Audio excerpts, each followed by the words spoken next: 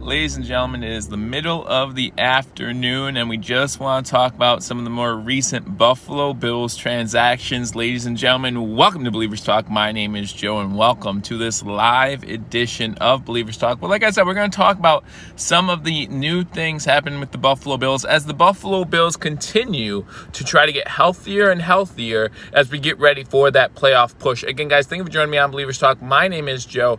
If you're new to this channel, please be sure to hit that subscribe button. As you come in here, Kevin, glad to see you, and you hit that thumbs up button. Really appreciate all the support you guys give me. So again, make sure you hit that thumbs up button and leave a comment during these live streams. I love talking to you guys, hanging out with you guys for just a little bit as we talk about Matt Milano. Hey, Danner, how you doing? Good to see you in the chat room. Not only Matt Milano, but Terrell Dotson as well. Two linebackers taken off the IR, or at least rejoining the practice squad, or the practices, I should say, on this Wednesday. So they are not officially off IR yet. Once players are designated back to practice. Hey, Robert, good to see you in here. Once the players, I just got an update notification as well about Josh Allen, so I'll talk about that as well. But once the players are designated back to practice with the team, they have 3 weeks to be listed on the active roster. So with Matt Milano, Terrell Dotson, they have 3 weeks now to be listed on the active roster. However, if they're starting to practice now on Wednesday before Monday game, you have to ask yourself, does that mean that they will be ready to go come Monday when we play the San Francisco 49ers in Arizona? Obviously, the location has changed for that game. It's still going to be played on Monday. Santa Clara. Hey, Robert Jean, good to see you in here. But yeah, Santa Clara, of course, making a policy or whatever, changing their rules regarding COVID as far as playing professional sports in Santa Clara. Can't do it for at least 3 weeks. So glad you asked, Daniel. That's I'm going over that. So Santa Clara has determined that there can be no professional sports played there for at least the next 3 weeks. So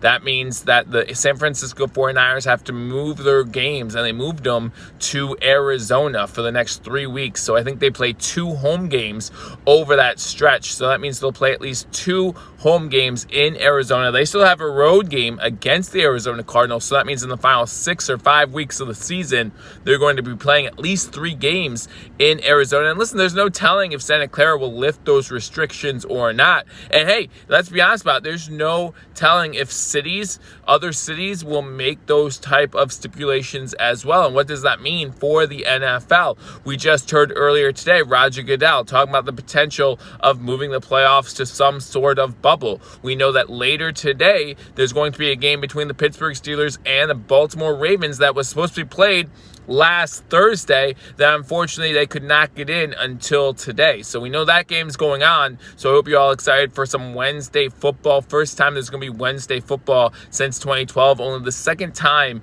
in NFL history in the Super Bowl era that there's going to be a football game played on a Wednesday. So that's kind of interesting to me, Daniel. Yeah, it's really messing up with a lot of things, but it's just amazing to me that after today, even though the Pittsburgh-Baltimore game has been all screwed up all week long, after today, every game on the NFL schedule up to this point has been played and will be a 3/4 of the way through the season. So you can't be too upset about that. But getting back to why we got on here to go live, Terrell Dotson and Matt Milano both rejoining the practice squad. Matt Milano in the season has only played 5 games. So to get him healthy, to get him reacclimated with this team, very important. I think that once we add Matt Milano back, if A.J. Klein keeps playing the way A.J. Klein has been playing the past 2 weeks, I think that means nothing but great things for the Buffalo Bills. Arizona is probably the closest West Coast stadium that is free to host a game. Yeah, they're probably, I mean, you throw Vegas in there. Vegas is kind of close to Santa Clara as well. You throw LA in there maybe, but yeah, Arizona's pretty close. I don't think this is the first time that San Fran's moved a game for a multitude of reasons. I know one time they were originally supposed to play in Mexico City, and they had moved that game a few years back. So there's been a few times where this has happened before as well. Hey, Utah, Garrett, glad to see you in the house from Utah. Again, guys, let me know where you're from. I always enjoy we're seeing where you guys are from. But Matt Milano on the season, again, has only played in 5 games. In those 5 games, 21 tackles, 1.5 sacks, 1 interception. I think that, yes, and that's also something spin that has to be taken into consideration is who's home, who's away, all that kind of good stuff. But so Matt Milano, I think a healthy Matt Milano will make a huge difference for this team. Now, I'm not sure if he's going to play Monday night or not, but if he does not play Monday, I wouldn't be surprised to see him play the next week against the Pittsburgh Steelers. I think that's the game that every Bills fan has circled on their calendar, that game against the currently undefeated Pittsburgh Steelers, as far as really making a statement. That game in Buffalo. Now, obviously, we do not want to overlook San Francisco 49ers. They got a good team. I know they're last in the NFC West, but that NFC West is one of the toughest divisions in football. You have to say that, Kyle Shanahan's done a great job there. It's time to sit Knox. He can't block anyone. Well, if we're going to a run-first type, I truly believe that the Buffalo Bills are going to start running the ball a lot more come December, right, and come playoffs. If we're going to do that, we need tight ends that can block. That includes Lee Smith, who we saw active this past week against the LA Chargers. So I think that we may see more Lee Smith. We may see more Reggie Gilliam, to be honest with you, playing in those spots. He might be on a snap count. Maybe Matt Milano will be on a snap count this week.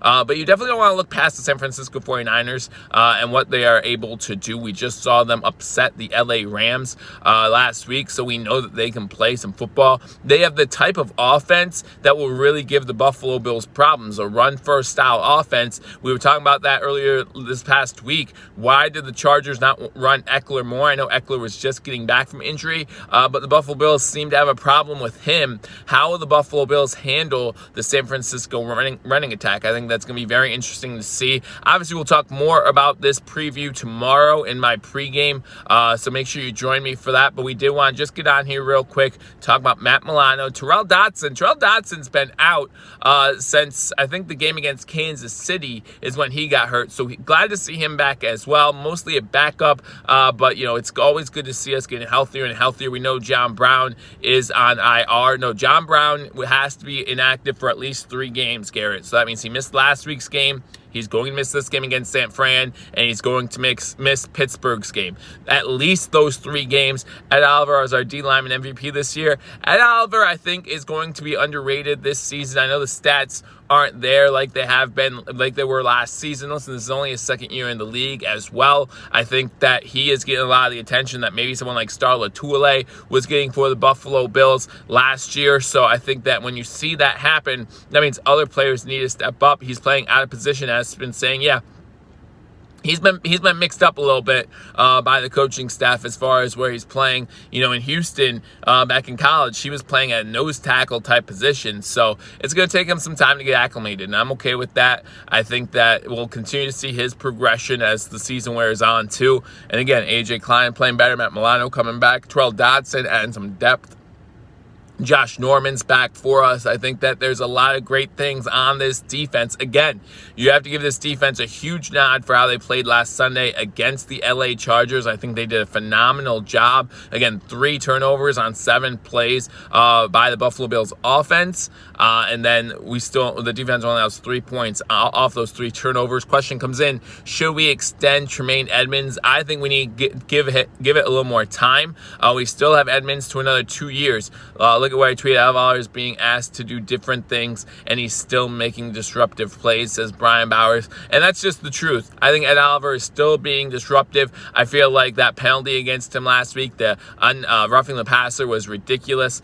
So John Brown is on IR and will miss at least the 49ers game and the Steelers game, if not more. Hopefully no more than that, because we do need John Brown on the field. We saw it again this past week. Only big play we had this past week in the passing game was that pass interference call against Stephon Diggs. Of course, he had the pass play between Cole Beasley and Gabe Davis as well, but really having a hard time opening up this offense without John Brown there. So those are some problems. Those are some concerns, but something that is not a concern right now and something that we should be happy about is this team is getting healthier. Again, Matt Milano, Terrell Dodson, both joining the team for practice today. They have 3 weeks to designate off IR now and be part of of the active roster. Also just found out that Josh Allen said that that injury that he suffered last week does not really affect him too much, and that he should be good to go. So I hope that happens. Do you think Dogs will re-sign after the 4 years? Who's Dogs? Who are we talking about with Dogs? The other question came in with Josh Allen, a reasonable contract for Josh Allen. I'm still in the $30 to $35 million range per season. I think now that you have 17 games in a season, that's going to be, I think he did mean dig, because I got, yeah. But anyhow, I think that that's going to play an effect on his contract. But yeah, I'd say something between 30 and 35. Then you keep Brown out until he is healthy. It is more important for Brown to be ready. I mean, again, hopefully 3 weeks, it's a high ankle sprain, so hopefully it doesn't take too long for him to get healthy off that high ankle sprain. As far as re-signing Diggs, I think we're going to restructure Diggs' contract. Now, if that includes more years or not, we'll just have to wait and see. Pretty sure after this season, Diggs is going to want more money, and he's deserved it. He's obviously a true #1 wide receiver, has led the NFL, or at least the AFC, in receiving yards for a majority of the season. I think that he absolutely opens up this offense. As far as John Brown is concerned, I really hope that Gabe Davis can take that step forward, because I'm not sure how much longer we're going to have John Brown on this roster. So I hope Gabe Davis can continue to make strides. Listen, he had over 70 receiving yards last week. I think that's a huge lift for this team, and proof that, you know, maybe we can use Gabe Davis a little bit more. So again, guys, Matt Milano and Terrell Dotson back practicing with the team. Josh Allen says the injury that he suffered last week should not play a huge factor in how he plays moving forward, so that's a great sign. Obviously, we still need some John Brown to get healthy, but other than that, this team is getting healthy at the right time, so I'm really looking forward to it. I really hope Dable gets Beasley more involved in the passing game this week. Every week, the guy is always open. Listen, we all love some Cole Beasley, and that's one guy that I really hope that the Buffalo Bills keep for as long as he wants to stay part of the league. We've seen those slot receivers, like we saw Edelman and all those, play later in their careers and be able to still have success. Hopefully that's something that happens to Cole Beasley, and hopefully he stays with the Buffalo Bills, having another career year with the Buffalo Bills. So again, thank you guys for joining me on this edition of Believers Talk. If you haven't hit that thumbs up button, be sure to do so. Subscribe to Believers Talk if you're not already subscribed for continual Buffalo Bills and Buffalo sports news. Again, tomorrow we'll be doing a post-game or a pre-game show for the game between the Buffalo Bills and the San Francisco 49ers, and then we'll have you covered throughout the week. Unfortunately, we'll not be able to go live during the Monday Night Football games, but I am live for every single Sunday football game and that Saturday game against Denver, so make sure you join me for that as well. But until then, guys, I look forward to talking to you all soon. Have a happy Wednesday, and again, I'll talk to you later. Until I do, go Bills.